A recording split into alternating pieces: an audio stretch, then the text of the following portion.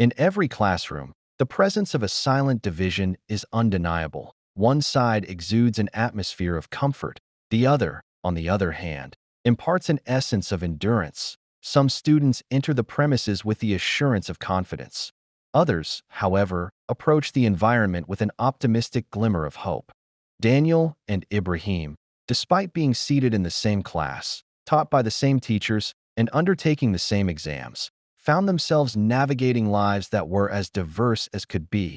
And consequently, where such divides persist, the development of pride is often a natural outcome. Daniel had never experienced lacking anything before. Regularly, school fees were paid early. Each day, lunch money arrived with ease. His phone was consistently brand new. Gradually, comfort transformed into a sense of pride, and pride started to exhibit a condescending view towards struggle. Daniel firmly believed success was not earned through hard work, but rather innate, handed down from generation to generation. By now, the word lack had lost its meaning to him. He realized that success was not about accumulating material possessions, but about the ability to lead a simple life free from the stress and urgency of everyday tasks. Ibrahim's mornings usually started before sunrise. He liked to help his mom prepare delicious food to sell. He enjoyed taking long walks to school. And guess what? He always arrived there early. Ibrahim never complained about it. He dedicated his time to studying. School wasn't his plan B. It was his whole life's dream. What started as harmless jokes slowly turned into a habit. Daniel didn't wake up one morning and decided to be cruel. Cruelty grew in him quietly, fed by laughter, applause, and the comfort of knowing he could get away with it. Whenever Ibrahim walked into the classroom, Daniel's eyes followed him. Not with curiosity, but with judgment. "See his shoes," Daniel whispered to his friends one afternoon. "They look like they've walked here since primary school." The boys laughed loudly. Ibrahim pretended not to hear, but every word landed like a stone on his chest. He kept his eyes on his notebook, pretending the pages were more interesting than the voices around him. Daniel noticed the silence and mistook it for weakness. Soon, it wasn't just jokes about shoes. It was about Ibrahim's bag, his accent, the way he always ate alone. Each laugh made Daniel feel bigger.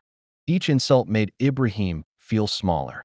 And the cruelest part, no one defended Ibrahim. Silence became agreement. At home that night, Ibrahim washed his uniform carefully. He scrubbed harder than usual, not because it was dirtier, but because shame clung to it. Every laugh from school replayed in his mind like a broken record. His mother noticed his silence. "You're quiet today," she said gently. "I'm just tired," Ibrahim replied. He didn't want to worry her. She already carried too much.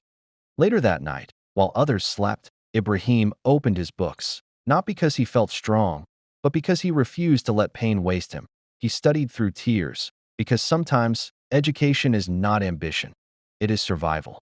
Mrs. Adeyemi had been teaching long enough to recognize patterns. She saw how Daniel leaned back in his chair, confident and careless, and how Ibrahim leaned forward, hungry for knowledge. After class one day, she called Daniel aside. "Your intelligence is not your problem," she said calmly.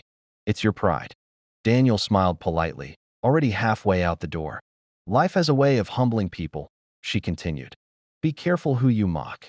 Daniel laughed softly. With money at home and friends around him, humility felt unnecessary. He walked away convinced that some people were simply meant to be above others. Exams came like they always did, quietly, but with consequences. Daniel barely prepared. He believed confidence could replace effort. Ibrahim prepared as if his future depended on it, because it did. When the results were finally released, students gathered around the notice board. Whispers filled the air, then silence. Ibrahim's name sat boldly at the top. Daniel searched and searched, until he found his name far below. For the first time, laughter abandoned him. Reality arrived without apology. Life didn't wait for Daniel to recover. Weeks later, his father came home early, something he never did. The house was quiet, too quiet. The business had collapsed. Debts followed. Cars were sold. Luxury left without saying goodbye. Daniel watched his world shrink. Eventually, he was transferred to a public school, the kind he once mocked. Now, he wore the same shoes, carried the same bags, and understood the weight of being overlooked.